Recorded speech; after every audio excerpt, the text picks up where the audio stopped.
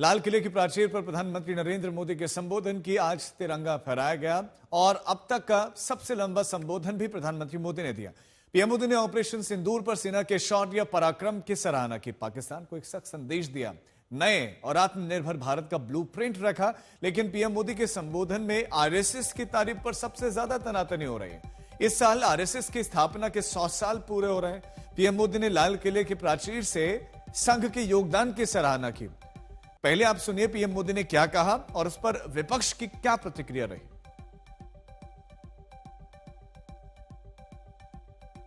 आज मैं बहुत गर्व के साथ एक बात का जिक्र करना चाहता हूं।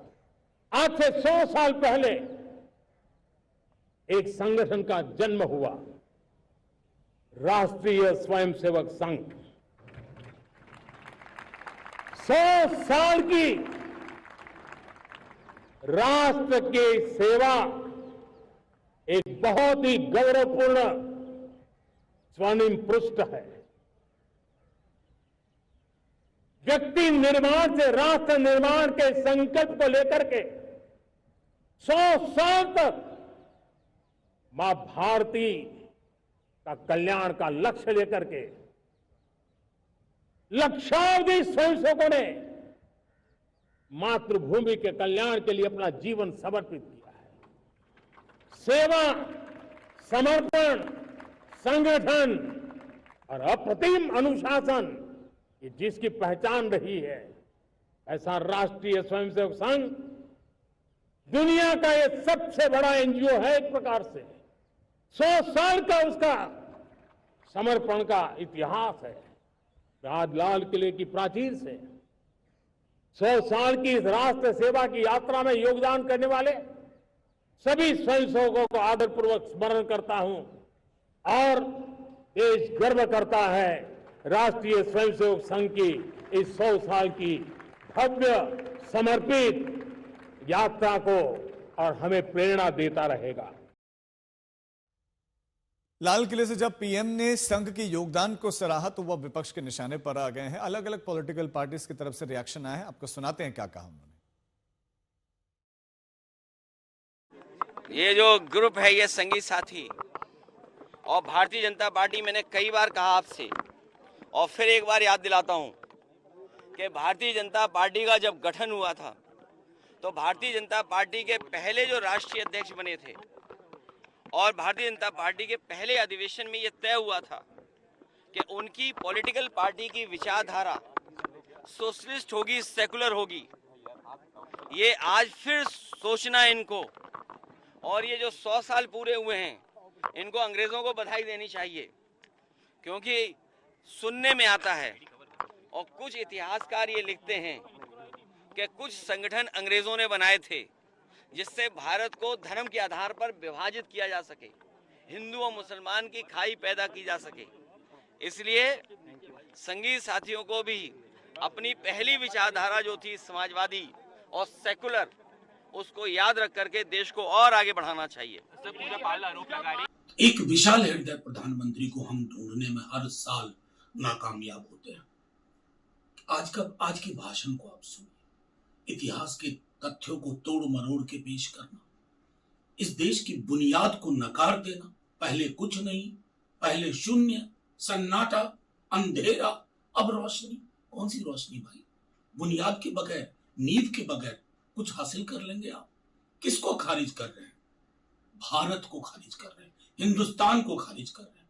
डॉग व्हिसल पॉलिटिक्स की जुबान से पूरा का पूरा भाषण, मतलब चुनाव में अगर आप ऐसा बोलते हैं तब भी अच्छा नहीं लगता, लेकिन लाल किले की प्राचीर से जब आप इस तरह की चीजें कहते हैं जिसमें असत्य काफी मात्रा, प्रचुर मात्रा में होता है, जिसमें इतिहास को विकृत ढंग से प्रस्तुत किया जाता है, जिसमें नफरत और बेमनसता को लेजिटिमाइज किया जाता है, और मैं समझता हूं कि प्रधानमंत्री जी उसके बाद अगर चाहेंगे कि सबके प्रधानमंत्री हो तो दिक्कत होगी।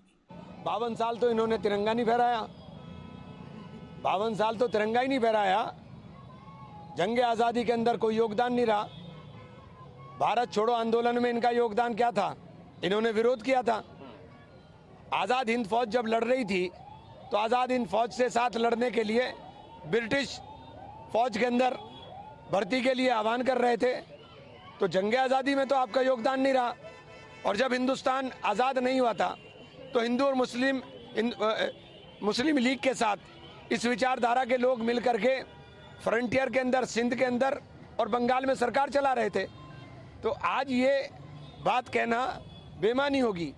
आज के परिप्रेक्ष्य में कोई बात कहें तो समझ में आता है, लेकिन उन 52 साल का हिसाब भी देना कि 52 साल आपने झंडा ही नहीं फहराया, आपने तिरंगे को नहीं माना, आप संविधान को नहीं मानते थे, आप संविधान को विदेशी बताना शुरू कर दिया था। ये सब तथ्यात्मक बातें हैं जो मैं बोल रहा हूँ, तो इनका तो कोई जवाब नहीं आएगा। आज के बारे में आप कह सकते हो, आज के बारे में आप बात करो तो समझ में आएगा। नीतिगत भाव है, आदर्शगत भाव से हम आरएसएस से सहमत नहीं है, उनके आदर्श के हम विपरीत हैं, तो ये लेके हम कुछ नहीं बोलेंगे। नीतिगत भाव है, आदर्शगत भाव से हम आरएसएस से सहमत नहीं है, उनके आदर्श के हम विपरीत हैं, तो ये लेके हम कुछ नहीं बोलेंगे। लाल किले से प्रधानमंत्री मोदी ने एक और मुद्दे को देश के सामने रखा। घुसपैठियों की बढ़ती संख्या का जिक्र उन्होंने किया और यह कहा कि घुसपैठियों को फलने फूलने नहीं देंगे, और इस पर भी अब राजनीति हो रही है।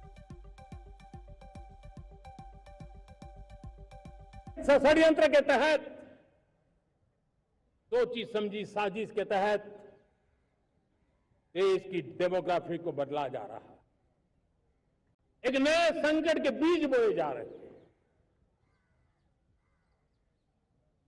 और ये घुसपैठिए मेरे देश के नौजवानों की रोजी रोटी छीन रहे हैं। एक घुसपैठिए मेरे देश की बहन बेटियों को निशाना बना रहे हैं।